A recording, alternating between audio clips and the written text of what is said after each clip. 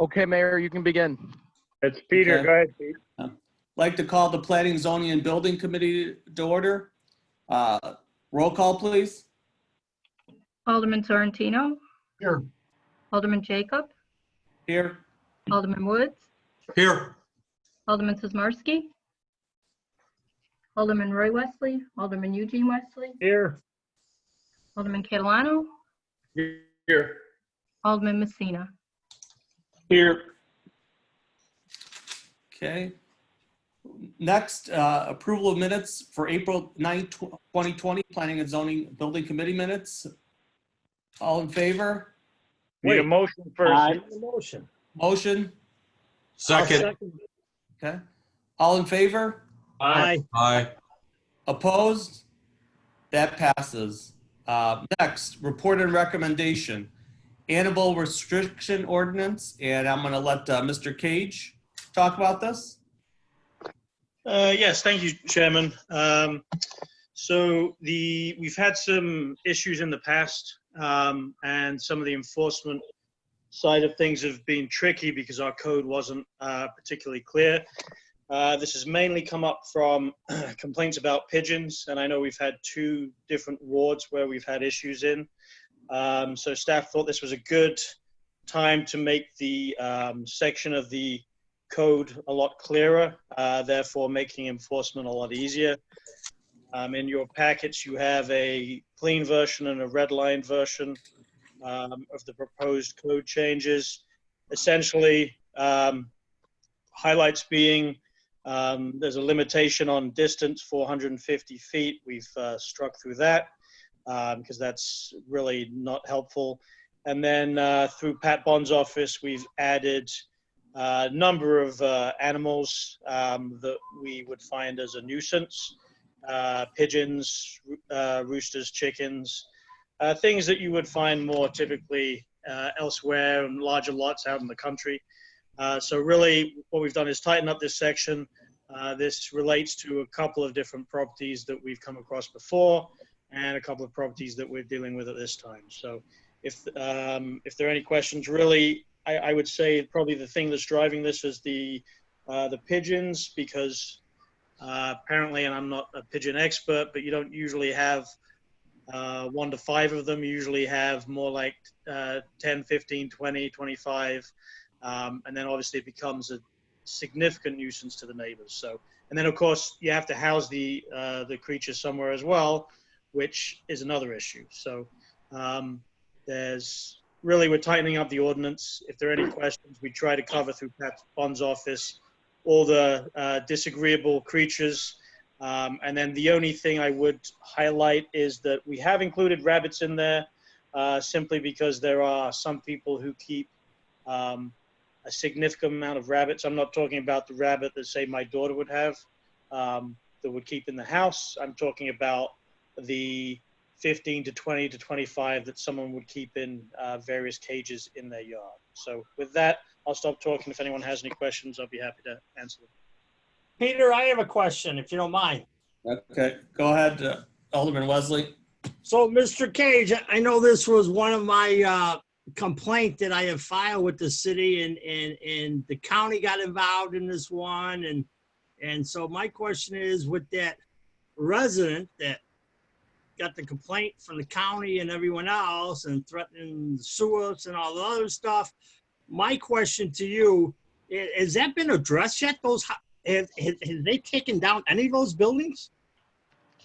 Because they added on buildings. I can chime in real quick. That's really not an agenda item. We shouldn't be discussing that at all. We're talking about which type of animals are prohibited. We can talk about that offline. Okay. So that's really not an agenda item. But I'd like to talk about offline today, though, because I haven't got a response back on what I asked for. Okay, thanks. I got a question. Mayor, did you have a question? Yes. Ed, you talked about rabbits. So people have pet rabbits.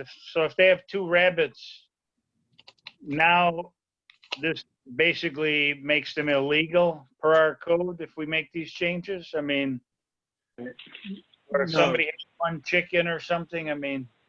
So to answer your question, So we've specifically called out a public nuisance. Nuisance is defined in our property maintenance code. Just to kind of give you an idea, the pet rabbit that someone keeps in their house, if there's 2 or 3, that's not a public nuisance. In fact, the neighbors probably wouldn't even notice that you have them. However, in other instances, and a couple of examples I'm thinking of, people have 20 plus rabbits in their yard.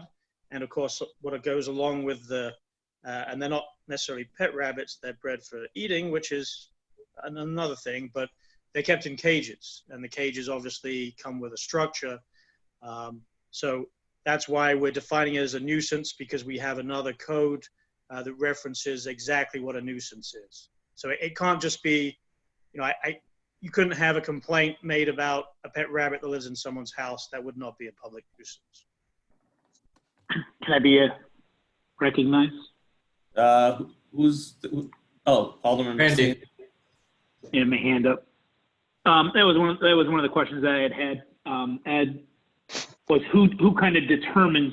I know it sounds like there is a code that determines that nuisance, but who ultimately determines it? Is you know, if Nunzio is my neighbor and he has 2 rabbits, and I call to complain, is that automatically mean I'm setting the tone for the nuisance, or is there some structure to how that's put together? Yeah, I mean, good question. So the public nuisance calls come into city staff. There's a criteria for it. So just by having 2 pet rabbits, that's not a public nuisance. You know, by the criteria in the property maintenance code, it has to be outside. It has to be creating an issue, smell, noise, feces, you know, things like that. It goes beyond just, you know, and I'll use an example. You know, my neighbor has 3 dogs, for example. That's not a nuisance in itself. However, if the dogs are outside, if they exceed the number that it's allowed, then that can be a nuisance by, you know, a number of different things. So there's a criteria for it. You know, if you were to complain using that example, staff would investigate. That would not be a nuisance. It has to be something very definable and specific. The cases that I'm thinking of, and I know some of the elected officials are aware, ones we've had in the past and current ones, those are significant public nuisances. If any of you saw some of these things that we've dealt with in the past, and I know we've dealt on a number of different issues, animal related, it's clear what a nuisance is and what isn't per the criteria. Good question. Thank you. Ed, I have a question too. Would we want to, every once in a while you'll watch TV and you'll hear about the person raising a tiger or having some kind of snakes in the house or something that are exotic pets that you're really not allowed to have. Is that already covered somewhere, or would that be something we could put in this as well? That's in there. Yeah, that's so we're talking about, you know, specific animals that aren't exotic animals. That, you know, tiger, something like that, it's an exotic animal. That's not something that, you know, would be allowed by state statute. Okay, These so are that, exotic. you don't need that in our code then. No, that's already handled via the state.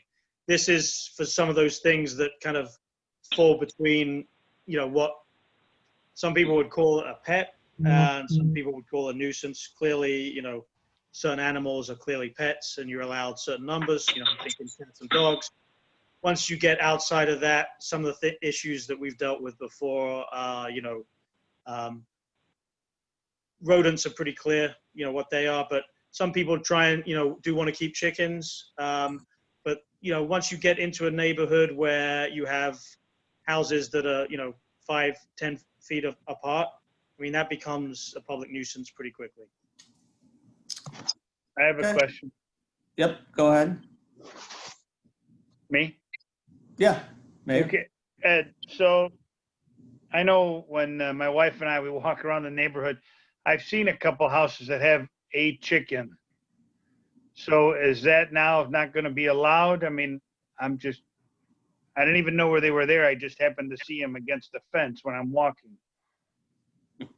Yeah, so some of the complaints that I've received in the past in code enforcement have been related to chickens and roosters.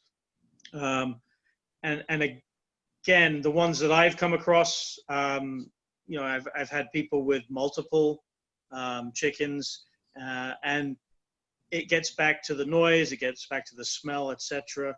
If you have a complaint, we go through the criteria, what is a nuisance, and really it's, for want of a better description, it's you know, are you being a good neighbor? And then the criteria is noise, disruption, smell, etc., odor, those kind of things. If there's no complaint, if it's one chicken and no one complains about it, there's no investigation. But if someone makes a complaint and it's deemed to be valid, yes, they would have to remove the chicken. Well, Typically, what we find, it's a numbers game. The examples I'm thinking of, people having 5, 10, 15, that becomes a clear nuisance and a clear problem. Can I have a follow-up? Yep, go ahead, Mayor.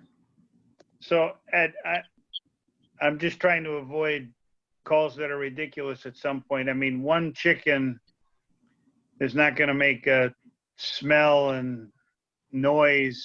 I mean, Correct. but if I'm a neighbor and I can't stand it and I don't want it, I'm just going to call it in, and it's really not a nuisance. But we're just going to start, you know, I don't know.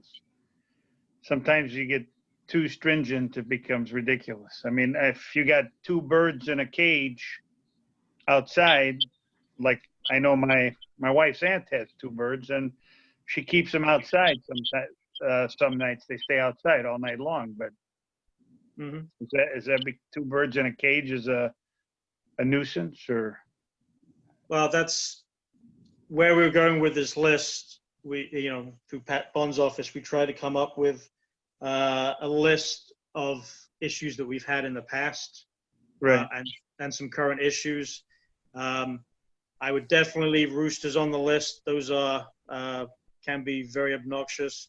Chickens, I think the issue is not with 1 or 2, my opinion. Right. That's somewhat subjective. But if someone's got 5 or more, that's a clear nuisance. Right, I understand that. No, I get that. So that's why I'm just trying to listen. If somebody's causing problems, you got 20 pigeons and you got pigeon coops, and they're all over the place. I'm sure the neighbors don't like the pigeon coops relieving themselves all over the sidewalks and cars and whatever's going on. Exactly. May I come in? Go ahead, Alderman Wesley. So I think the reason why it is coming in, because I have a resident that has filed a complaint with the city that he has 30 pigeons, 28 rabbits, and 13 chickens. Oh, You know, it's not a place for it. Right. It's not a place for it. And the pigeon is shitting all over their roofs. I'm sorry. that's not a term we use on the recording. Oh, I'm sorry. I can chime in too real quick, Chairman. Go ahead. I'm done. Can I chime in? Yes, yeah, I said go ahead. Yeah, while this was the most recent complaint, as Alderman Eugene Wesley had stated, this was kind of just the straw that had broke the camel's back. We received numerous complaints per year. As you know, we do a lot of code revisions. This is one of the ones that has finally gotten around to being presented to the council. It's not just a one resident thing, although this is the most recent one. It's really an annual event where we get a number of these, especially towards the summer months. People are outside more. The smells, the noises, the nuisances, it's an ongoing thing. Just to add to that, Chairman, I think the key for some of the points that we're making here is the key word that we've added, Pat Bond and I have added, is public nuisance. So, you know, you have a neighbor.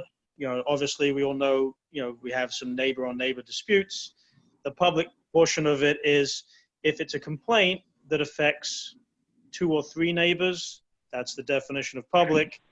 That meets the criteria. If it's just one person, then that's somewhat subjective. If they have multiple birds, animals, obviously, that's a violation. But I think the key word here is public nuisance. if you have a couple of neighbors complaining, and I think in some of the instances we've dealt with, we've had a neighbor on either side complaining about the same thing. That is the true definition of a public nuisance. Can I be recognized, Alderman Jacob? Yeah, I think Alderman Catalano had his hand up. Yeah. First. Thank you. Sure. My question is, as far as unincorporated areas, does the county have strict rules? Also, are we mirroring the county, or are they more lenient? Because, you know, we do have a donut in Woodville, which is unincorporated, so you can have some neighbors with issues like that. Yeah, excellent point, Alderman Catalano. The county has differing regulations from the city. Obviously, we're more stringent on a number of things: zoning, code enforcement, property maintenance. That is the key. If you live next to an unincorporated property, there can be some issues over there. They do allow more in terms of animals than the city does, certainly with this code change. But that's something that, you know, we would have to call the county on and check their regulations. That's an excellent point you make. Thank you. Alderman Messina?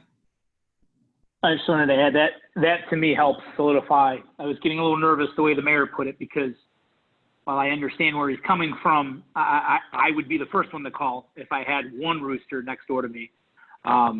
So knowing that it needs to be a public nuisance, which, you know, a couple people and a couple of residents need to do that, puts me at ease. So I'm good with the way it reads then with that stipulation. Okay. With that, I'm going to make a motion to approve the animal restriction ordinance. Second. Okay, we have a second. Mayor, you're going to have to get rid of those pet skunks in your yard that you like to have in your yard. I'd love to give those away. Let's do a roll call, please. Hang on, my hand was up. Oh, I'm sorry. Go ahead, Mr. Woods. Alderman Woods. A couple things to really address some of the verbiage or language and some of the concerns that everybody's already. So if it's a public nuisance, if one person complains and nobody else complains, is it a public nuisance? Or do I need to have 4 other people call to determine what's gonna determine that? Mr. Cage or Jeff? Yes, so clearly that's what happens when we get complaints. Obviously, we have to go out and do an inspection, whether it's property maintenance or code enforcement. There is a definition of public nuisance that we go by that's in the 2012 International Property Maintenance Code.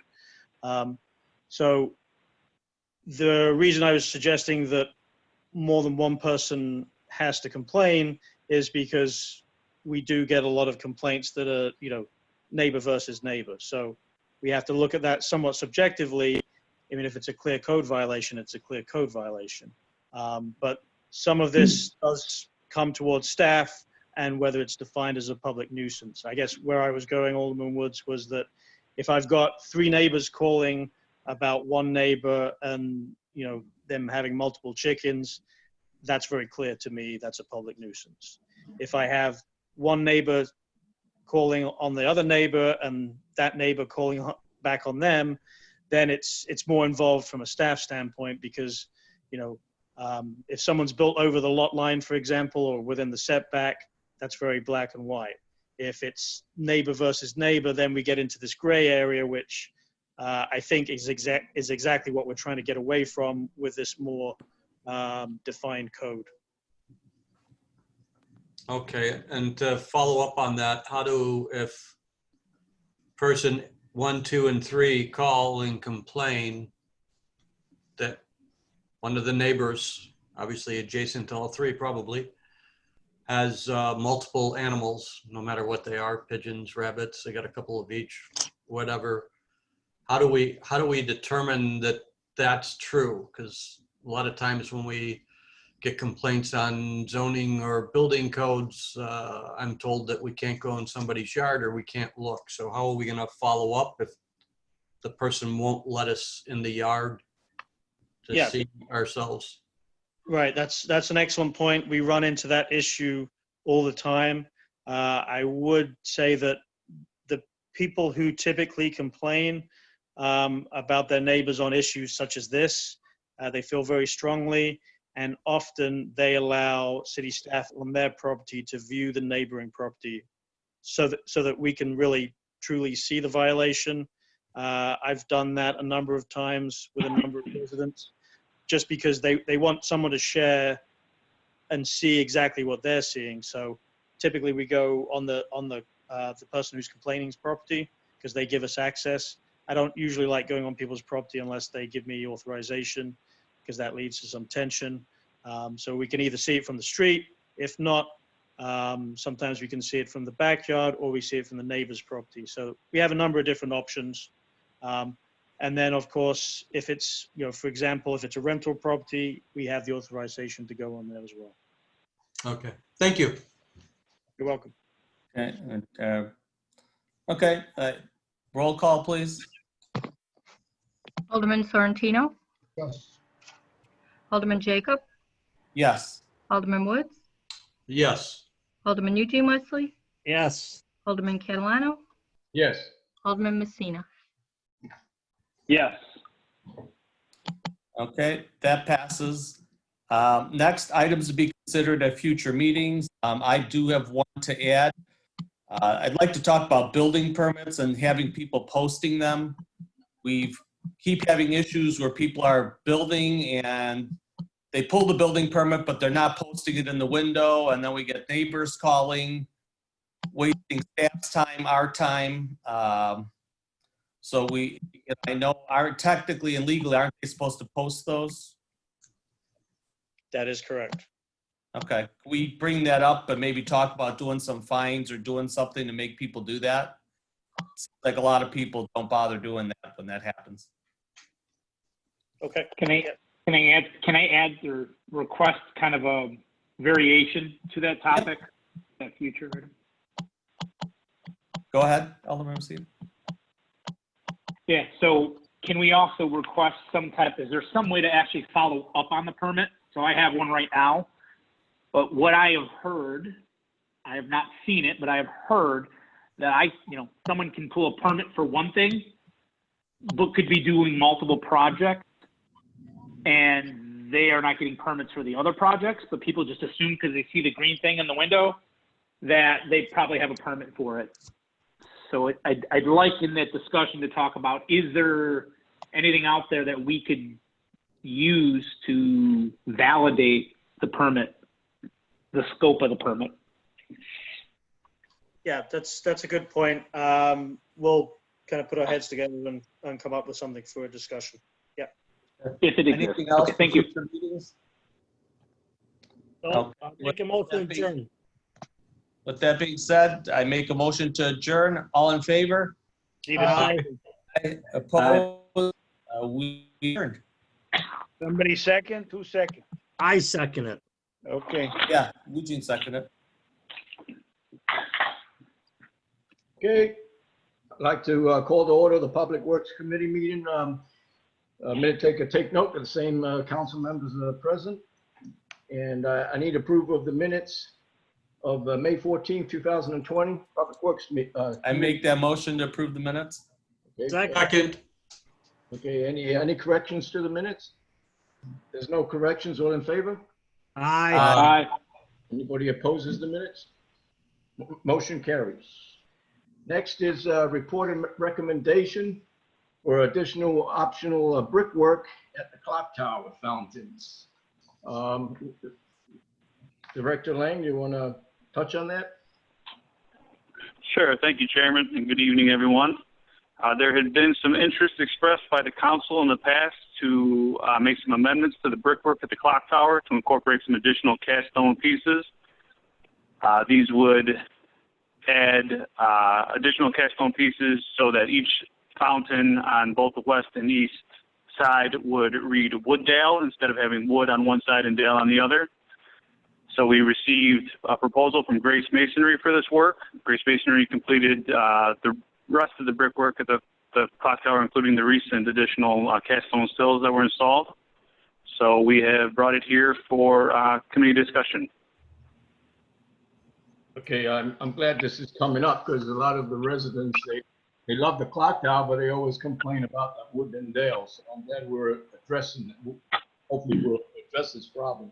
And also it's coming out liquidated damages. So it's pretty much, it's not costing us, and we've got a $15,540. I mean, that's the total amount. Can I? Can I be recognized, Alderman Yes. Catalano? Go ahead, Mr. Alderman Messina. So I know this project, I believe, was it like $15,000 that they quoted, Alderman, Director Lang? Yes, 15,540.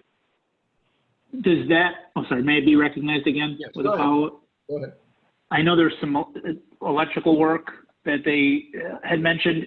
Would that be done by a different contractor? And if so, do we have an idea how much more that would add to the cost? Yes, we believe that the electrical work that would be needed would be pretty minimal. We just might need to relocate a couple junction boxes and maybe some conduit. That would be performed by another electrical contractor. I don't have an exact figure for you, but I don't think it would be very much. Okay. Okay, any other Thank you. questions? Can I be I have a, Go ahead, Eugene Wesley. So my question is to you, and is there anyone else that put a quote in for this, or were they the only ones? We did not receive any other proposals. As I mentioned, Grace Masonry did all of the brickwork there at the fountain, so they're well familiar with the project. We just had them do some additional work, as I mentioned, to install the new cast stone sills under the LED panels. They've been kind of our go-to for masonry work out there. So we, while they were doing the cast stone sills, actually, we decided we might want to request a proposal for this work also. Could you, I'm sorry, can I continue? Yes. So could you also remember, we had a conversation before the meeting, could you look at and see where you could throw that in with this or no? I could certainly ask them. That work that was discussed was about sealing somehow the surface course of brick there. That also may be some work that we could do in-house and save ourselves some money. But I can certainly ask them for a proposal for that work also. I mean, yeah, I mean, if they're going to do it, and then the electrical, don't mind, Tony, the electrical, why can't we get everyone out there at one time and somewhat the same week or something? So it's the brick companies coming in to do the Wooddale sign, and then a month later we come in and moving electrical. I mean, Go ahead, Director Link. The electrical work that would be needed can't really be known until we remove the course of brick that's there and expose the conduit. So we wouldn't be able to get a proposal for that work until they begin okay. removing the brick from the fountains. All right, thanks. And as I mentioned, I didn't think that would be that substantial. I could be wrong though, but we'll see when this project is underway. And just to touch on this, if we wouldn't begin this work until after the fountains are shut down in the season in October. Right. Any other questions? Tony, Yeah. Go ahead, Alderman Jacob. Before the meeting, I had asked Director Lang to maybe look into doing a plaque there as well. We've kind of talked about this in the past, just like they do at the train station, saying, you know, it was put in at such and such a date or what have you. Go ahead. Yeah, if that's something that the committee is interested in also, we can certainly get proposals for that work too. I'd like to get a fountain recognized for myself. Go ahead, Alderman. Sorry. Any other questions? Yes. Alderman Catalano. Alderman Woods? So, Director Lang, could you tell me, so the electrics behind the brick, right, in the void between the brick and the concrete or brick and block? Is Correct. that- and so what is that electric feeding? What's it going to? Just a junction box?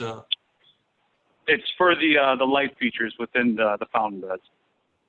Right. Oh. So, yeah, all right. So it could be a little more substantial than thought. Second, the location of the stones. So we're going to replace the stones, which now are kind of balanced I'm probably in the minority that I'm okay with the way they are.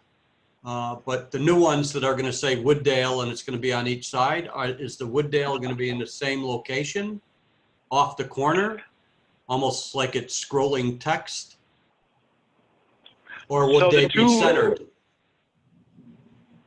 Sorry to interrupt you, Alderman. The two existing cast stone pieces would actually stay in place. And on the adjacent wall there, we would add the additional cast stone pieces to say Dale, respectively, on the west one, and Wood on the eastern. So each side says Wooddale with the current cast stone pieces where they're at. So on the Dale side, around the corner, 90 degrees will be the Wood? Correct. Interesting. And on the Wood side, obviously 90 degrees around the corner is going to be the Dale. I'd have to drive by to see if I could even see that. Have you looked at that? Yes, I mean, obviously it depends on the angle you're standing at, but particularly if you're around the fountain, not just driving by, you can obviously notice it. Can I hop in? Go ahead, Jeff. Yeah, I'm a little confused actually, Alan. I know we don't have a graphic representation of this. I had assumed that the Wooddale was going to be all on one, a plane of bricks, not wrapped around. So I assumed it would be Wooddale all on one side and then again all on the other side. So I'm confused that if we do it that way, it's still essentially separated then. Right. If we're doing it that way, I can tell you I'm an absolute no. No way. That doesn't, Yeah, I don't think that you'd visually be able to see it, although kind of maybe if you're walking around milling about, I love it when people mill. It would look okay, but driving by, there'd be no difference. We'd have the same complaint from the same people. Huh. Can we get a simple Yeah. rendering or a simple, drawing how it's going to look? You Right. know what? I believe there was some confusion on what was desired by council. So I can definitely get the proposal updated to have the single cast stone piece on the side that says Wooddale, and we can get some details for what it might look like ahead of time. Let me hop in real quick again, Mr. Chairman. I think we can wrap it up tonight because we've got a bunch of items for the clock tower, little housekeeping items, and obviously we can't really do this work, as Director Lang said, until the fountains are shut down anyway. So that leaves us plenty of time to maybe get a graphic representation and kind of bundle these costs together at a future committee. So I think we should go that route. So we should table it today or? Yeah, I think so, because we have some direction on some items to get some costs, and then we have some direction to go back and get some more details. I just don't want to have to then do this again. It was already installed maybe in a way where people didn't like the Wood and Dale, so I would table. I'll make the motion to table. Second. Okay. All in favor? Aye. Aye. Motion carries. Thank you. Okay, next is approval of an agreement between the City of Wooddale and RJN Group for the 2021 infiltration inflow project, not to exceed in the amount of $89,500. That is. I'll make the motion. Second. Okay, Brett, are you on or? Is Brett there? I am on. Yes, thank you. Okay. Yeah, just one question. So when they do this line in, because I was seeing some of these pictures and some of these pipes are really bad. I mean, they got the weld grown in them, roots and stuff. Do they actually clean out the pipes before the lining goes in? How does that work? Well, the piping the sewer has to be in a certain condition to line it. So some of these parts we cannot line. We're going to have to do point repairs. And there's different types of point repairs. But yeah, we're going to line where we can. But your observation is correct, Alderman. Some of these we will not be able to line. Primarily along Oak Avenue, and there's a section on Hemlock Avenue. So what's going to happen? They're going to open them up and clean with the pipes out before they repair them, before they actually do the line in? Or? That would be correct. And there might be one section that we've talked to, Mr. Young is on the phone also. We may have to do some pipe bursting on a section where we're very close to a house. We're going to review the final design shortly, but these are the options we're looking at in those sections. Mr. Young, is there anything you want to add? Yeah, again, as I mentioned, if there's things that are offset or we can't get enough capacity in the line, that's, if it's going to significantly impact the flow, then we have to do the point repairs. But we'll line everywhere we can. And yes, to answer your other question, they do televise and clean it before they line it. So it is clean before it is lined. Okay. Go ahead, And be Alderman. recognized. Go ahead. Alderman Messina. So I guess to add to that question, I heard Ash and I believe I heard Oak are the two streets that might deviate. Could someone validate that? I'm sorry, Oak and Hemlock? Oak and Hemlock, okay. Which I believe are in Ward 1. Could you validate that? Or Ward 4? I believe this is in Ward 4 here. 4. Alderman, this is Director Lang. Yeah, the study area was Ward 4 north of Irving Park Road. Okay. I just want to make sure because I didn't know Hemlock ran through there. Okay. Yes, it does. Do we know what kind of disruption that may cause on those two blocks? This is Director Lang. As most of the sewers in that area run through the backyard, there will be some minor disruption, but we've been in close contact with the residents there to make them aware of what will be going on their property. Okay, thanks. Alderman Eugene Wesley, you had a question? Yeah, I have a question. So all these studies and all these repairs we have done, could someone tell me how much we have dropped of this not coming back in a treatment plant? Could someone give me some numbers, or did we not make improvements on too much going back, Pete? This is Director Lang. Go ahead. I don't have those figures for you at this time, but we can certainly try to look at, treatment plant operations over the past few years and see if there is any kind of a trend. We can try to get that information for you. I mean, may I continue for a minute? Yes, go ahead. Because that's why I'm asking that, because every year we do a big chunk of projects like this. And if we aren't seeing a reduction, and I understand the pipes are really bad, if we aren't seeing reduction on that, I just don't see what benefit we're gaining on this. I know the pipes are bad under there, but we aren't seeing a reduction coming back in our treatment plant. I just don't see. Well, there is Director Lang. Go ahead. There are other reasons besides just treatment plant operations to make these repairs. I mean, these failures in the sewer system can lead to sanitary sewer backups. They can lead to sanitary sewer overflows. They can lead to sinkholes. So it is good that we are taking care of our aging system. Brett, do you have anything to add to that? Go ahead, Brett. Yes. As you said, we could be subject to enforcement action if we keep getting the sanitary sewer overflows and we're not doing anything. So right now, when we get sanitary sewer overflows, we write back to IEPA. We have to report them within 24 hours, and we write back that we're addressing it. So it could be a problem if we were going to tell IEPA we're getting these, but we're not going to do anymore. That's just it's a regulatory dilemma. No, I understand the sewer, Tony. Go ahead. I understand the sewer backup. I understand that's what the purpose is, but also the purpose was that we don't get a backup, take some of the excess flow that's coming in the treatment plant. That was part of it too. I understand the sanitation line once we get, and I totally understand that. But I like to see some numbers, but if you could, maybe you don't have to, but that's it. Okay. Chairman, could I be recognized? Yes. Go ahead, Alderman Woods. Thank you. Hang on, my iPad just shut off. We got it all going. So I want to address the construction observation.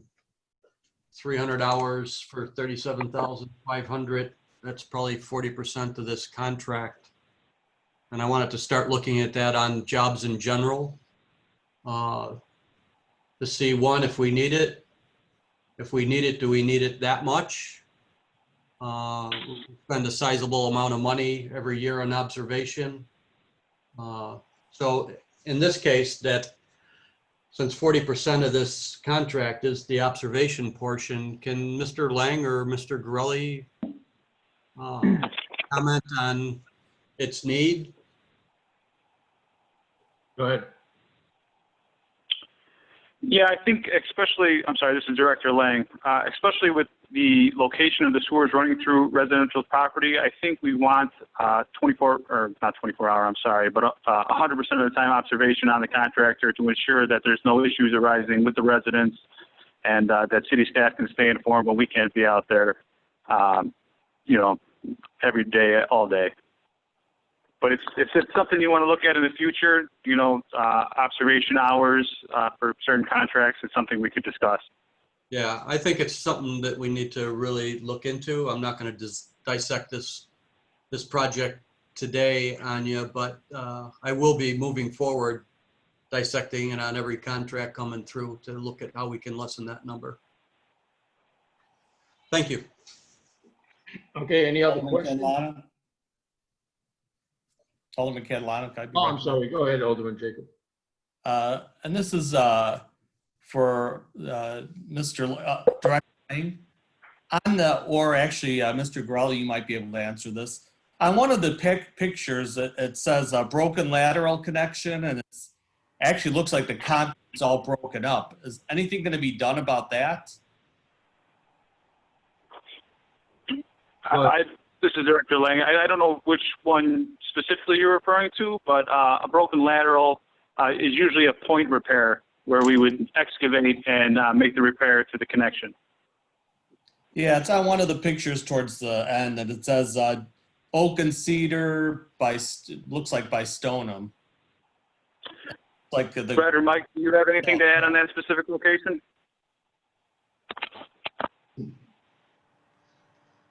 Yeah, I think I'll just bring up on the lateral connections. One of the things we're arguing is only fixing at the connection itself because the laterals are more private, but the actual connection to the sewer, because it breaks the sewer, the city sewer itself. So there are a couple spots where we do need to do point repairs. Other spots we can do a little lining and do a trenchless. So we can do a trenchless, we do, but there are a couple spots we will need to do a point repair because it's a bad connection between the lateral and the sewer itself that's impacting the structural integrity of the sewer.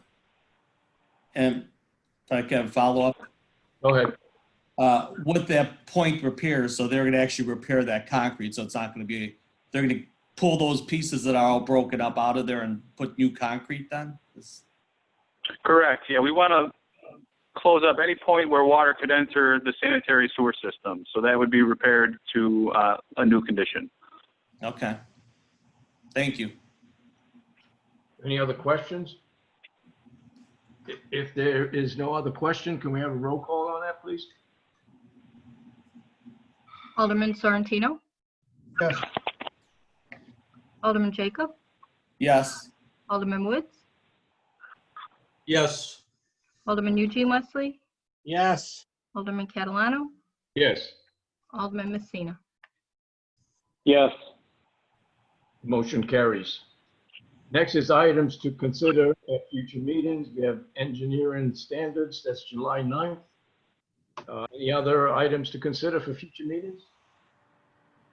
If there are none, I'll make a motion to adjourn. We'll move. All in favor? Aye. Opposed? We're adjourned. Thank you. I'd like to call the Finance and Administration Committee to order. Let the minute taker reflect that the same members are present. First, I'd like to make a motion to approve the meeting minutes of May 14th, 2020. So move. Make that motion. Any questions, corrections, changes? There being none, all in favor? Aye. Aye. Opposed? That passes. Next, report and recommendation. Fiscal 21 CIP COVID-19 update. This is going to address what we've all been talking about or thinking about, the financial corrections we're going to have to make due to the loss of revenue in the city. Mr. Wilson, do you want to touch on this? Yeah, thank you, Mr. Chairman. So I do have a couple slides. I've gotten a few various questions, and they're all, intertwined on some level. So hopefully this works. Let's see.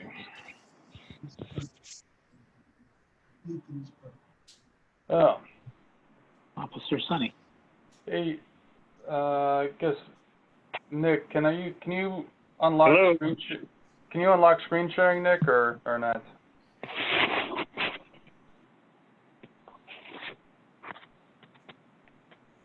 Or Jeff, can you guys unlock that or no?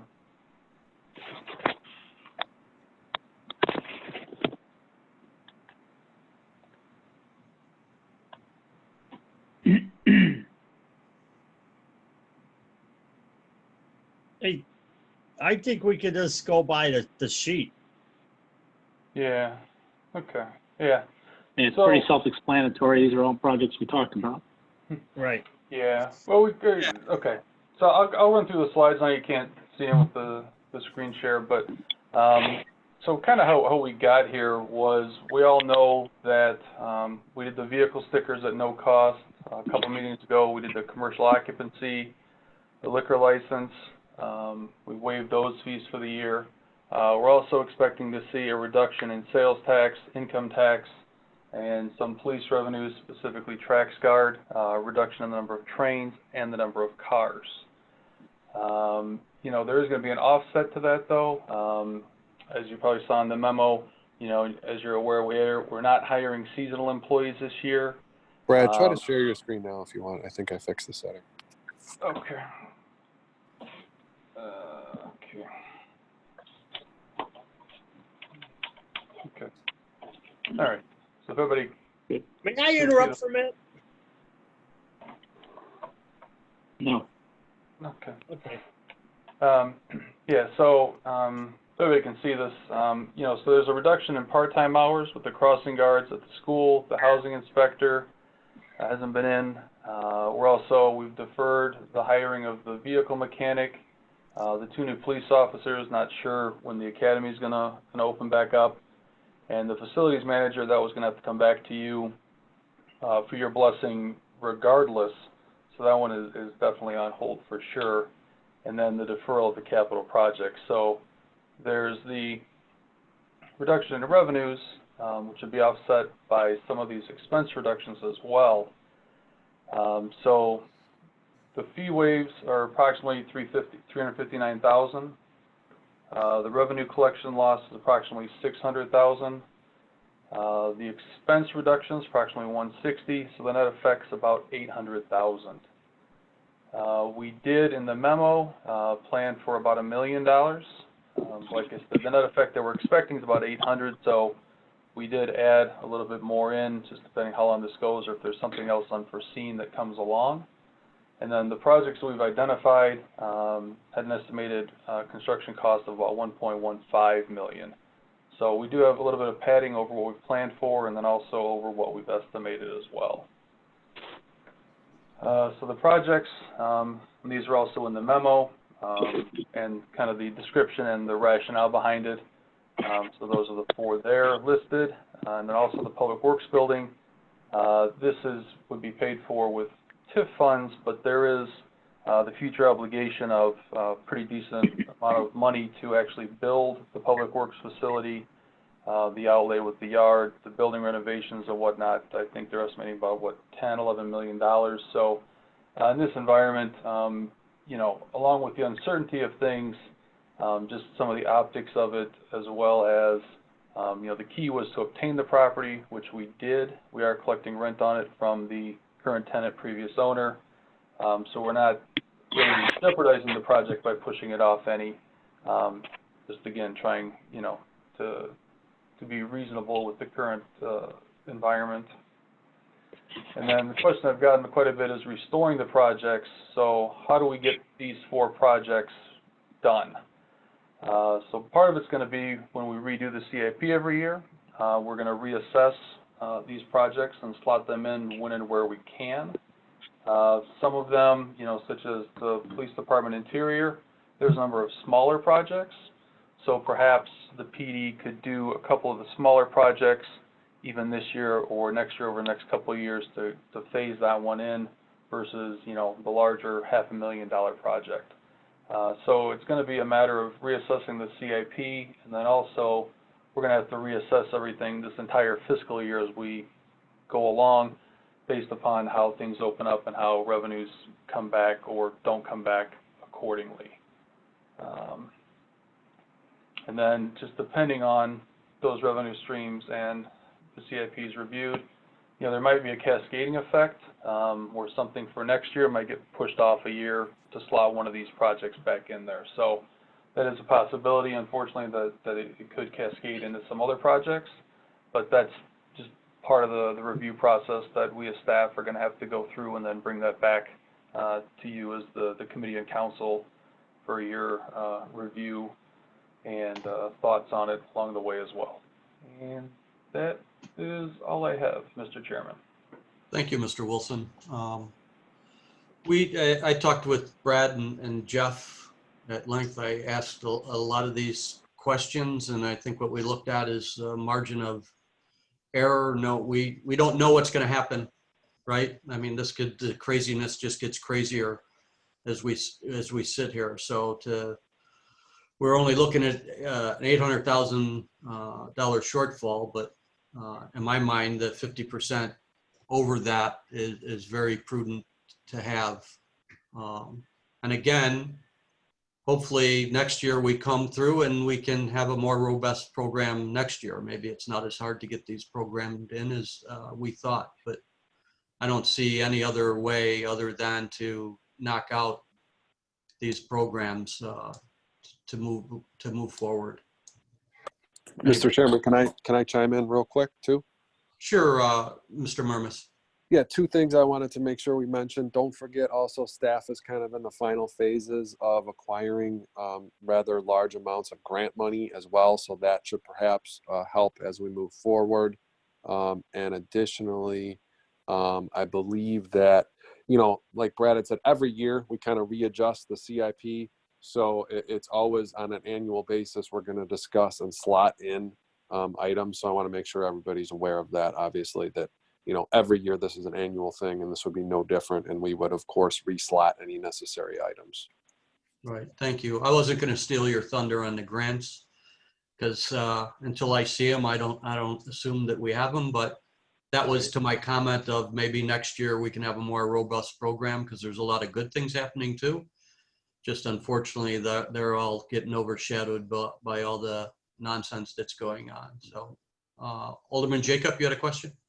Yeah, we're not hiring any seasonal employees. So how's Public Works always needs help in the summer. Years we've taken over more grass. I mean, there's been a lot of things that those seasonal employees help with. I can chime in on that, Mr. Chairman. Sure, Mr. Murmas, go ahead. Yeah, it's not only a financial thing, but it's more of a safety thing.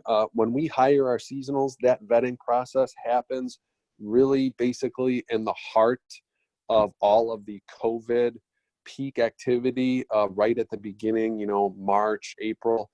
So that is our hiring time frame for these seasonals. So we were just unable to do seasonals this year. It was not prudent for us in any way to do seasonals. So we do hire seasonals every year. That's correct. Basically, Public Works is going to have to, you know, go the extra mile and, you know, work, you know, do their thing and get the job done. I mean, we're put in that position and that's where we're at and we will get the work done. Okay. Can I be recognized? Okay, yeah, follow up. Messina?